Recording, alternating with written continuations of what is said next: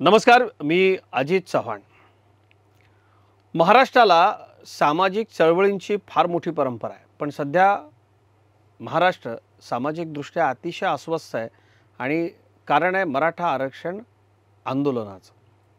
याविषयी बोलण्याकरता आज आपल्या स्टुडिओमध्ये आलेले आहेत अखिल भारतीय मराठा महासंघाचे नेते, ज्यांनी मराठा आरक्षणाकरता सर्वप्रथम बलिदान दिलं, संघर्ष केला आणि हा विषय ऐरणीवरती आणला. त्या मराठ्यांचे क्रांतीसूर्य अण्णासाहेब पाटील यांचे चिरंजीव नरेंद्र अण्णासाहेब पाटील. ते माथाडी कामगारांचे नेते आहेत, भारतीय जनता पक्षाचे विधान परिषदेचे आमदार आहेत आणि अर्थातच मराठा आरक्षणातले एक प्रमुख नेते आहेत. अण्णासाहेब पाटील आर्थिक विकास महामंडळाचे अध्यक्ष आहेत. नरेंद्रजी, आपलं खूप खूप स्वागत. आज आपल्याला बोलून चर्चा करण्याचा मनोदय याच्याकरता आहे की काही वेगळ्या मुद्द्यांवरती प्रकाश टाकायचा आहे. सध्या समाज प्रचंड अस्वस्थ आहे. एका अशा मागणीकरता अशा पद्धतीनं समाजाला सांगितलं जातं आहे की त्याच्यात आता असं वाटू लागलं आहे की याच्यामध्ये आरक्षण मिळवण्यापेक्षा ही चळवळ कशी वाढत राहील असं दडलेलं आहे की काय. आपल्या वडिलांनी म्हणजेच क्रांतीसूर्य अण्णासाहेब पाटलांनी मराठा आरक्षणाकरता शब्द सांगून बलिदान केलं. तेव्हाची चळवळ, आजची चळवळ, कसा फरक दिसतोय? खरं म्हणजे मला आजही 23 मार्च 1982ची ती सकाळ आठवते की ज्या सकाळी वडिलांनी समाजाला दिलेला शब्द तो त्यानं पूर्ण केला. स्वर्गीय आमदार अण्णासाहेब पाटील माझे वडील सदैव कामगार चळवळीमध्ये काम करत असताना माथाडी कामगारांचा मुलगा कामगार नसून तो अधिकारी झाला पाहिजे, त्याला आरक्षणाच्या योजनेचा लाभ मिळाला पाहिजे. महाराष्ट्रभर दौरे करत त्यांच्या एक लक्षात आलं की खरं ग्रामीण भागातील शेतकऱ्यांच्या मुलांना या आरक्षणाचं जे काही योजना आहेत या योजनेमध्ये शिक्षणाकरिता आणि नोकरीकरिता हे मिळावे. जात म्हणून देशामधून आरक्षण देण्याची परंपरा आणि ह्या परंपरेमध्ये परत एकदा काही समाज घुसवण्यापेक्षा आर्थिक निकषावरती आरक्षण मिळावं, जेणेकरून जात ही संपुष्टात येईल आणि भारत देश हा एकत्रपणे राहील. उदाहरणार्थ छत्रपती शिवाजी महाराज किंवा छत्रपती शाहू महाराजांनी आरक्षण देत असताना आर्थिक निकषावरती आरक्षण ही परंपरा छत्रपती शाहू महाराजांनी केली. काही प्रमाणामध्ये तशा प्रकारचं आरक्षण देशामध्ये लागू होत असताना महाराष्ट्र हा पुरोगामी राज्य आहे आणि पुरोगामी राज्यामधून हा सुरुवात व्हावी याच्यासाठी प्रयत्न केला. कठोरचा निर्णय घेत असताना एका मोठ्या जनसमुदायाच्या मेळाव्यामधून त्यांनी सरकारला तो इशाराच दिला होता. परंतु तत्कालीन त्यावेळच्या काँग्रेसचे नेते, राज्याचे मुख्यमंत्री स्वर्गीय बाबासाहेब भोसले, काही काँग्रेसचे नेते महाराष्ट्रातले जे दिल्लीच्या राजकारणामध्ये सक्रिय होते, परंतु अण्णासाहेबांचे विचार या विचारांमधून परत काँग्रेसचे काही कार्यकर्ते अलिप्त जाऊ नये म्हणून साहेबांचा एकही निर्णय त्यांनी मान्य केला नाही आणि तो कठोर निर्णय घेतला. या निर्णयाला वडिलांच्या निधनानंतर मग कधी मंडल आयोग, कधी बापट आयोग, या सगळ्या आयोगामध्ये ज्या जात्यांना वडिलांनी नेतृत्व केलं होतं त्यांना आरक्षणाचे फायदे मिळाले. पण मूळ मराठा समाज तसाच वंचित राहिला. राज्यकर्त्यांनी वेगवेगळी वेळेला मराठा समाजाचा वापर केला. मग कधीतरी काँग्रेसचे मुख्यमंत्री राहिले. कालांतराने 1999च्या नंतर ज्यावेळेला राष्ट्रवादीने काँग्रेसची सत्तेवर आली त्यांनी मराठा म्हणून पक्ष स्थापन केला, पण मूळच्या मराठा समाजाला न्याय देण्याची भूमिका कधीही राष्ट्रवादी काँग्रेसने घेतली नाही. ह्याची झळ त्यांना पडली नाही. परंतु हे सगळं पेटलेलं आंदोलन 2016ला कोपर्डीची घटना घडली आणि तालुका स्तरावरती आणि जिल्हा स्तरावरती ज्या वेळेला आंदोलनं सुरू झाली त्यावेळेला ह्या आंदोलनाला सामोरं जाण्याचं काम तत्कालीन त्यावेळचे मुख्यमंत्री देवेंद्र फडणवीस साहेबांनी धाडस दाखवलं. नाहीतर राजकीय गणितं अशी जोडली गेली होती की एवढा मोठा मोर्चा ज्या वेळेला आझाद मैदानला येईल लाखोंच्या संख्येने, त्या मोर्चाला सामोरं जात असताना सरकारी अपयशी ठरलं आणि सरकारने आता सरकारमधून राजीनामा द्यावा. परंतु चाणक्य नीती, योग्य समाजाला न्याय मिळावं, वर्षानुवर्षी समाजापासून आरक्षणापासून वंचित राहिलेल्या मराठ्यांना न्याय मिळावं कायद्याच्या चौकटीमध्ये, याच्यासाठी देवेंद्र फडणवीस साहेबांनी खरा प्रयत्न केला. आणि म्हणून त्यांनी पहिल्या टप्प्यामध्ये 12% नोकरीमध्ये आणि 13% आरक्षण त्यांनी त्या ठिकाणी दिलं. नरेंद्रजी, एक गोष्ट आहे बघा, इथे तुमच्या हातावरती सुद्धा लिहिलं आहे देवेंद्र. मी भारतीय जनता पक्षाचं काम करतो कारण माझ्या समाजाला न्याय देण्याचं काम देवेंद्र फडणवीसजींनी केलं. मला एक फरक आपल्याला विचारायचा आहे, कारण आपल्या घराण्याला मराठा आरक्षण आंदोलनाची परंपरा आहे. आपल्या पिताश्रींनी त्याकरता बलिदान केलेलं आहे.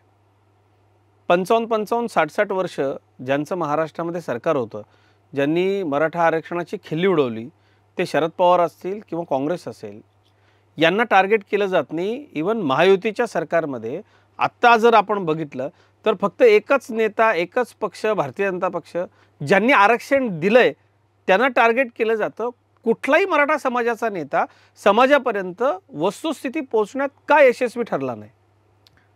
साहेब, माझा टॅटू असो व माझे पक्षाचे नेते आदरणीय देवेंद्र फडणवीस साहेबांच्या विचारांमध्ये काम करत असताना मी मराठा आहे आणि मी अण्णासाहेब पाटलांचा मुलगा आहे. मी ती सर्व चळवळ लहानपणी पाहिलेली आहे. माझ्या वडिलांनी ज्यावेळेला कठोर निर्णय घेतला त्यावेळेला मी प्रत्यक्षात बाजूच्या रूममध्ये हजर होतो. वडिलांचं रक्त आम्ही पाहिलेलं आहे, त्याच्यामुळे आम्ही आमच्या समाजाशी गद्दारी आयुष्यात करू शकत नाही. देवेंद्र फडणवीस साहेब हे अष्टपैलू नेतृत्व मी पाहिलं की मूळचे मराठा नसताना देखील ही मराठा समाजाच्या असणाऱ्या विविध अडचणी समजून घेतल्या. महामंडळ 98 साली झालं. वडिलांच्या नावाचं जे महामंडळ आहे हे 98 साली मनोहर जोशींच्या काळात झडलं गेलं. परंतु 99 नंतर ज्या वेळेला राष्ट्रवादीनी काँग्रेस सत्तेवर आलं त्यावेळेला महामंडळाला का चालना दिली नाही? सारथीसारखी संस्था आदरणीय देवेंद्र फडणवीस साहेबांनी मराठा समाजासाठी सुरू केली, ज्याची सगळी चांगल्या पद्धतीने हाताळणी ही आदरणीय चंद्रकांतदादा उपसमितीचे अध्यक्ष म्हणून केली. मग याच्या अगोदर मराठा समाजाचा कळकळ त्यावेळेला पृथ्वीराज चव्हाण, स्वर्गीय विलासराव देशमुख यांना का आला नाही? याच्यामध्ये फार मोठं राजकीय गणित त्यावेळेला होतं, जे राजकीय गणित आदरणीय देवेंद्र फडणवीस साहेबांनी मोडून काढलं आणि मराठा समाजाला आंदोलनामधून बाहेर काढत असताना त्यांना न्याय द्यायचं काम केलं. आरक्षणाची खरं मदत जर कुणी केली असेल तर देवेंद्र फडणवीस साहेबांनी केली. अमित शहांनी एक वक्तव्य केलं की भारतीय जनता पक्षाचं सरकार आलं की मराठा आरक्षण येतं, शरद पवारांचं सरकार, काँग्रेसचं सरकार आलं की ते मराठा आरक्षण जातं. याचं कसं विश्लेषण करा? बघा, राज्याचे मुख्यमंत्री पदावरती काँग्रेस सरकार असताना आदरणीय शरदचंद्रजी पवार साहेब पण राहिले होते. मग जे आमचे कार्यकर्ते बोलतात 94 साली जाणीवपूर्वक काही समाजाला आरक्षणामध्ये वाढ केली, त्यावेळेला कुठं तुम्ही या ठिकाणी मागासवर्गीय आयोगाचा अहवाल घेतला होता, पण तुम्ही काही समाजाला वाढवून दिलं. मग त्यावेळेला मराठा समाजाला घालता आलं असतं, तुम्ही का नाही घातलं? आरक्षणाचा निर्णय हा 2016च्या आंदोलनानंतर नव्हताच. 1980 पासून अण्णासाहेबांच्या नंतर कधीतरी प्राध्यापक वडजे सर, अण्णासाहेब जावळे, आमचे भाजपचे किंवा आमचे मराठा नेता स्वर्गीय विनायकराव मेटेंनी मांडली होती. मग त्यावेळेला वेगवेगळ्या पक्षातल्या नेत्यांनी करणं गरजेचं होतं. सुरुवातच भाजपनी देवेंद्र फडणवीस साहेबांनी केली.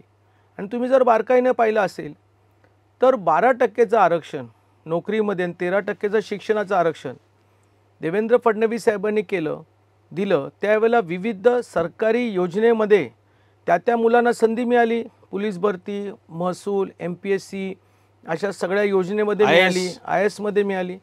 बरं, हे मर्यादित राहिलं नाही. परंतु ज्यावेळेला एखादा सदग्रस्त हायकोर्टात गेला तर हायकोर्टामध्ये 12 आणि 13% SC-BCचं आरक्षण त्यांनी टिकवलं. याचा अर्थ काय? तिथं त्यांनी दुरुपयोग केला नाही. सत्तेचा, कायद्याचा व्यवस्थितपणे मांडणी करून तो न्याय मराठा समाजाच्या बाजूनी त्यांनी मिळवून घेतला. काही परत आमचे भावकी आमची ही परत सुप्रीम कोर्टाला गेली.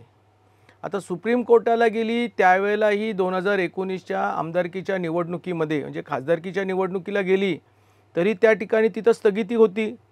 आपल्या असणाऱ्या वकिलांनी युक्तिवाद करणाऱ्यामध्ये योग्य युक्तिवाद करून तसंच ते प्रलंबित ठेवलं होतं. सरकार गेल्यानंतर उद्धव ठाकरेंची जबाबदारी होती की त्या ठिकाणी तुम्ही जो उपसमितीचा अध्यक्ष केला आहे त्या उपसमितीच्या अध्यक्षांनी योग्य युक्तिवाद वकिलांच्या माध्यमातून करणं गरजेचं होतं. काही वेळा तर ट्रान्सलेशन पण केलं नाही आणि त्यामुळे ते गेलं. ही वस्तुस्थिती आहे. परंतु कालांतराने परत या महाराष्ट्रामध्ये फार वेगळ्या प्रकारचा निर्णय घडला आणि एकनाथ शिंदे साहेबांनी राज्य सरकारच्या मुख्यमंत्रीपदी जबाबदारी घेतली, फडणवीस साहेबांनी उपमुख्यमंत्री पदाची जबाबदारी घेतली, परत मराठा समाजाला न्याय द्यायचं काम या ठिकाणी सुरू केलं. याचा अर्थ काय होतो? स्पष्ट होतं की भारतीय जनता पक्ष सत्तेवर आहे, सत्तेवर असणारं नेतृत्व आहे, नेतृत्वाला मराठा समाजाच्या चळवळीमध्ये काम करणाऱ्या लोकांच्याबद्दल आत्मीयता आहे, म्हणून आरक्षण दिलं.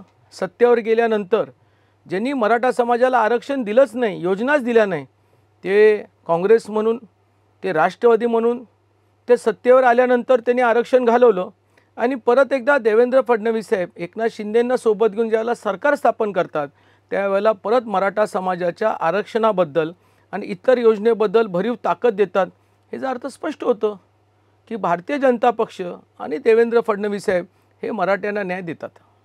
शरद पवार, उद्धव ठाकरे आणि काँग्रेस हे मराठा आरक्षण घालवण्याकरता जबाबदार आहेत आणि आत्तासुद्धा मनोज जरांगेंचं जे आंदोलन सुरू आहे त्यात निदान मराठवाड्यामधल्या मराठा बांधवांचा कुणबी दाखल्याचा प्रश्न सुटला असता, पण त्यात राजकारण घुसलं असं वाटतं का? खरं म्हणजे या आंदोलनामध्ये खरी सुरुवात मराठवाड्यामध्ये आमच्या किशोरराव चव्हाण साहेबांनी चालू केली. मराठा चळवळीचे कार्यकर्ते आहेत आणि ते 12 आणि 13% आरक्षण मिळालं त्यावेळेला ते देवेंद्र फडणवीस साहेबांना म्हणत होते की त्यांचा जो काय अभ्यास आहे त्या अभ्यासाप्रमाणे त्यांची एकच मुद्दा होता की मराठवाडा हा निजामांच्या काळामध्ये मराठ्यांना कुणबी म्हणून त्या ठिकाणी आरक्षण मिळत होतं आणि ज्या वेळेला ते महाराष्ट्रामध्ये सामील झाले, मराठवाडा जे आमचा विभाग आहे ते जिल्हे आहेत, त्या जिल्ह्याबरोबर इतर समाजाच्या लोकांना आरक्षण मिळालं, पण मराठ्यांना कुणबी म्हणून आरक्षण दिलं गेलं नाही, ते मिळालं पाहिजे. परंतु अचानकपणे हा मुद्दा मनोज जरांगे पाटलांनी उचलला आणि त्यांना त्यांचं यश पण मिळालं. मी कौतुक करतो की त्यांच्या आंदोलनामध्ये यश मिळालं. मुख्यमंत्री म्हणून एकनाथ शिंदे साहेबांनी ज्या वेळेला महायुतीचे मुख्यमंत्री म्हणून ज्या वेळेला त्यांनी आदरणीय देवेंद्र फडणवीस साहेबांनी, आदरणीय अजितदादा पवारांनी संयुक्तपणे बैठक घेतली, निर्णय घेतला की या मागणीला आपण प्रतिसाद दिला पाहिजे आणि या मागणीला अनुसरून आपण सर्वेक्षण केलं पाहिजे. कमी वेळामध्ये सगळ्यात मोठं सर्वेक्षण झालं महाराष्ट्रामध्ये. कुणबी दाखल्याला तुम्ही तालुका स्तरावरती जाऊन सर्वेक्षण करता आणि किती लाख कुणबी समाजाला म्हणजे मराठा समाजाला कुणबी प्रमाणपत्र मिळतं. हे कशामुळे मिळतं हो? हे महायुती म्हणून त्या ठिकाणी मिळतं.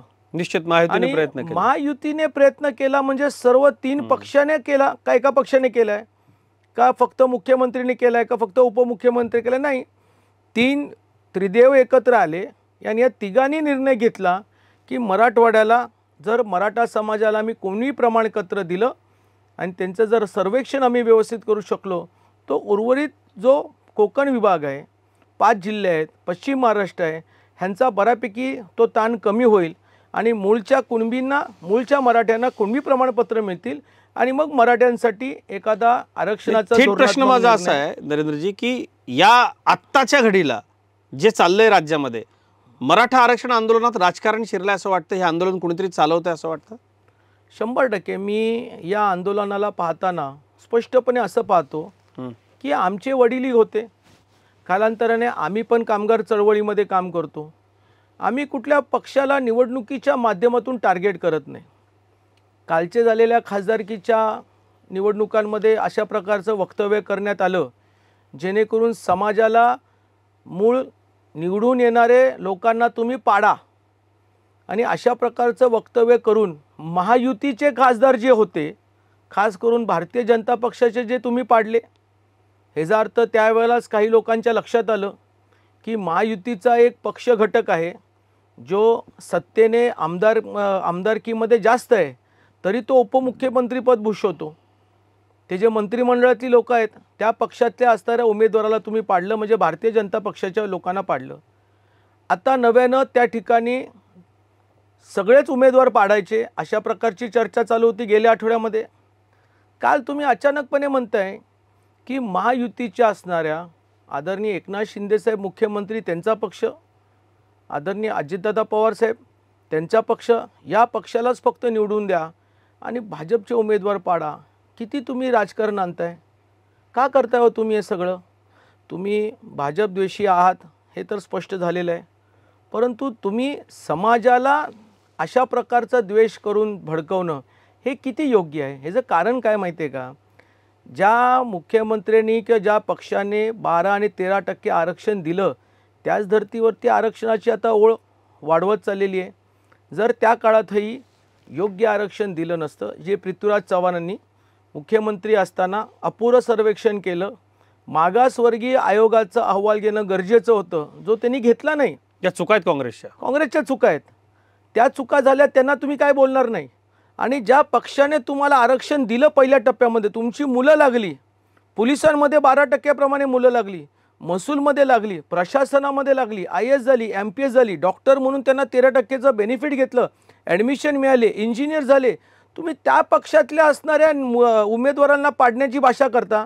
म्हणजे साहजिकच आहे तुमचं धोरण हे आरक्षणापासून अलिप्त राहून आता राजकारणामध्ये उतरलं, हे स्पष्टपणे दिसतंय. नरेंद्र अण्णासाहेब पाटील आर्थिक विकास महामंडळाचे अध्यक्ष, या कारकिर्दीमध्ये किती समाधान वाटलं की अण्णासाहेबांचं नाव असलेल्या महामंडळाचा मी अध्यक्ष झालो आणि आत्ता तुम्ही 1 लक्ष उद्योजक घडवण्याच्या बाबतीतला जो टप्पा आहे तो पार केला. हा देखील एक प्रकारे देवेंद्र फडणवीस यांनी दिलेल्या ताकदीचा विजय आहे का? 100%. मराठा क्रांती मोर्चाच्या आंदोलनामधून काही सूचना आल्या होत्या. त्या सूचनेमध्ये अण्णासाहेब पाटील आर्थिक विकास महामंडळाची पुनर्रचना करा. आमचं महामंडळ ही साहेबांचं वडिलांच्या नावाचं महामंडळ ही कर्ज देणारं महामंडळ होतं. त्या महामंडळाला अडचणीत आणण्याचं काम त्यावेळच्या चेअरमननी आणि त्यांच्या सहकाऱ्यांनी केलं होतं, जिची आता केस कोर्टामध्ये सगळी चालू आहे. अशा परिस्थितीमध्ये स्वर्गीय आमदार अण्णासाहेब पाटलांच्या नावाला धक्का लागता कामा नये, भ्रष्टाचार होता कामा नये, किंबहुना खऱ्या मराठ्यांना त्याचा न्याय मिळाला पाहिजे ग्रामीण भागाचे, ही संकल्पना देवेंद्र फडणवीस साहेबांची होती. यदा कदाचित राजकारण म्हणून साहेबांचा मुलगा म्हणून ह्याला खुश करायचं असेल किंवा मराठा समाजाला खुश करायचं असेल तर आम्ही 100 कोटी देऊन मोकळे झाले असते. आणि मग 100 कोटी कसे वाटावे याचं कुठल्या तरी लोकांकडनं नियंत्रण आलं असतं, पण त्यांनी तसं केलं नाही. त्यांनी महामंडळ भ्रष्टाचार मुक्त करण्याचा निर्णय घेतला. राजकारण विहिरीत हे महामंडळ चालावं अशा प्रकारच्या मला सूचना दिल्या. ह्या सूचनेप्रमाणे त्यांनी मला जिल्हा स्तरावरचे दौरे करण्याचंही वेळोवेळी माहिती दिली गेली. आमचे साहेबांचे त्यावेळेला भूषण गगराणी साहेबांच्या माध्यमातून कलेक्टरांना निरोप जायचा. कलेक्टर स्वतः महामंडळाची बैठक असली तर पूर्ण बैठकीला उपस्थित राहायचे. त्याचबरोबर ते हे खबरदारी घ्यायचे की बँकेची लोकं आली पाहिजेत. आणि जिथे मला अडचण यायची तिथे फडणवीस साहेबांना फक्त एक SMS जरी मी केला तरी तो मार्ग मोकळा होत होता. मराठा तरुणांसाठी हे सगळं 100% प्युअर मराठा समाजाच्या तरुणांसाठी देवेंद्र फडणवीस साहेबांनी महामंडळाला ताकद दिली, आर्थिक बाजूने ताकद दिली, म्हणून आजपर्यंत आम्ही लक्ष गाठू शकलो. नरेंद्रजी, परत एकदा आम्ही आपल्याला राजकारणाकडे घेऊन येतो की एक द्रष्टा नेता पाठीशी असला तर समाजाचे प्रश्न पटापट सुटतात, परंतु ज्यांनी आरक्षण दिलं, ज्यांनी महामंडळ दिलं, सयाजीराव गायकवाड असतील, श्रीमंत छत्रपती मालोजी राजे असतील, शाहू महाराज असतील, या सगळ्या राजाराम महाराज असतील, या सगळ्या महापुरुषांच्या नावानं योजना सुरू केल्या, सारथी सुरू केलं. असं असतानाही फक्त ब्राह्मण म्हणून देवेंद्र फडणवीसांना टार्गेट केलं जातं का? खरं म्हणजे मी कधीच देवेंद्र फडणवीस साहेबांना ब्राह्मण म्हणून समजतच नाही. माझ्या दृष्टिकोनातून ते क्षत्रिय आहेत, एक लढवय्या कार्यकर्ता आहे आणि खऱ्या गरजू माणसांच्या पाठीशी उभे राहतात. मग तो OBC असू दे, तो आमचा धनगर समाज असू दे, तो मराठा समाज असू दे, आणि त्यांनी दिलेले प्रत्येक शब्द त्या ठिकाणी पूर्ण करतात. आता काय झालं आहे की बरेच वर्षापासून मराठा चळवळीमध्ये काही संघटना वेळोवेळी मराठा आणि ब्राह्मणवाद लावून देतात आणि त्याच्याचमुळे सामान्य लोकांपर्यंत हा विषय कधी गेला नाही. इतिहासामध्ये अशा बरेचसे काही घटना घडलेल्या आहेत की काही वेळेला तर छत्रपती शिवरायांना आपल्याच भावकीने त्रास दिलेला आहे. हा इतिहासाच्या गोष्टी आहेत. परंतु जाणीवपूर्वक एक स्पेशल एक पक्षच, एक ब्रिगेड तयार झाली जी वारंवार ब्राह्मण समाज आणि मराठा समाजामध्ये द्वेष लावून देण्याचं काम केलं. आणि ज्या वेळापासून देवेंद्र फडणवीस साहेब राज्याची सूत्र हातात घेतली, कधी देवेंद्र फडणवीस साहेब विरोधी पक्षाच्या थोरल्या नेत्यांच्याकडे झुकले नाहीत, कधी त्यांचं अयोग्य ऐकलं नाही. तर त्यांना कसं टार्गेट केलं जावं, तर त्यांना ब्राह्मण म्हणून टार्गेट करा, ज्यामध्ये मराठा समाजाने दूरदृष्टी न ठेवता त्यांच्यावर टीका टिप्पणी करतात. आजही ते सुरू आहे. आपल्या लोकांनी त्यांच्या केलेल्या कार्याकडे बघावं आणि मग ठरवावं की आपला एखादा नेता त्याबद्दल बोलतो हे कितीपदी स्वार्थी आहे का खरं आहे, हे आपण शोधलं पाहिजे. अण्णासाहेब पाटलांपासून मराठा आरक्षण आंदोलनाची परंपरा आहे. आपण पाहत होतो की आजवर मराठे ज्यावेळेला आरक्षण मागण्यासाठी उभे राहायचे तेव्हा ओबीसी बांधव असतील, मुस्लिम बांधव असतील, 18 पगड 12 बलुतेदार बांधव असतील, हे सगळे मराठ्यांच्या अंगावरती गुलाबाच्या पाकळ्या फेकून तिथे पाण्याचे स्टॉल लावून मोठमोठे बोर्ड्स लावून पाठिंबा देत होते. आजची परिस्थिती अशी आहे, ओबीसी मराठा बांधवांमधून विस्तवही जात नाही, हे महाराष्ट्राचं वास्तव आहे. अशा पद्धतीच्या आंदोलनाची समीक्षा कशी कराल? मला आठवतं की भायखळा राणीबाग म्हणून मोर्चा सुरू झाला मराठा क्रांती मोर्चाच्या नावाखाली. त्यावेळेला तो पहिल्यांदा उतरला आमच्या भायखळ्याच्या नागपाड्या विभागामध्ये. त्यावेळेला मुस्लिम समाजाने, भोरी समाजाने त्या ठिकाणी आंदोलनकर्त्यांना त्या ठिकाणी चिवडा, बिस्किट, पाणी हे दिलं.